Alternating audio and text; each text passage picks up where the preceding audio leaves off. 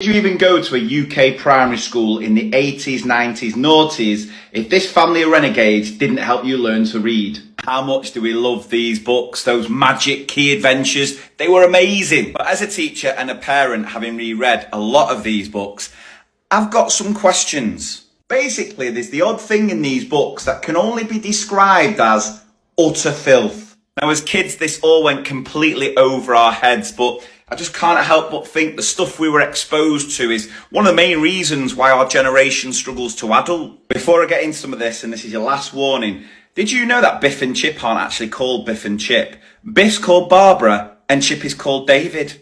Mind blown. And the creators of these books were pretty blatant with what they were on when they were writing them, but again, it went completely over our innocent heads. Take the celebrity cameos. Of all the celebrities you can put in these books, who do they choose? Hitler, Jeremy Beadle, and worst of all, oh, but that's not the only pervert in these books. Check this scene. Group of girls getting changed after PE. Cast your eyes to the right-hand side. Look at the sinister grin on his face. And it doesn't stop there. Look at this peeping Tom having a good old ogle at the knickers next door, which apparently need 4 pegs. And then I'm just going to leave you to work this one out. Group of fellas there, meeting behind a bush. And then moments later, Gran gets the scare of her life. So yeah, you tell me what's going on in that bush. And then some of the language. Innocent child making some building blocks. Look what it spells. Hepatitis. NSTD. Oh yeah, and you try sounding out this sentence with a 5-year-old who has no concept of what an exclamation mark is. Go on, you have a go. God knows what toothpaste they were using. And if you want another little one, just Google Hans Schmidt. See what comes up. And you know, as a parent now rereading these books, you definitely empathise with mum and dad.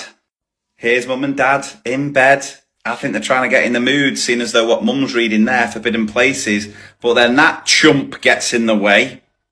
And we've all been there. So what do you do when you need a night with your partner to rekindle the romance? Ship the kids off to Gran's. And she knows the score, Nirvana on the door.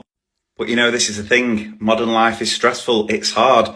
And for poor dad, all those stresses manifested themselves. And it doesn't help that dad's always having to protest his innocence. It wasn't floppy. And no matter what he does, he's constantly reminded of his problem. So takes up a new hobby to take his mind off it. But is he actually playing the trumpet here? Or just throwing sly digs at the rest of his family? CBA, can't be doing with you, leave me alone.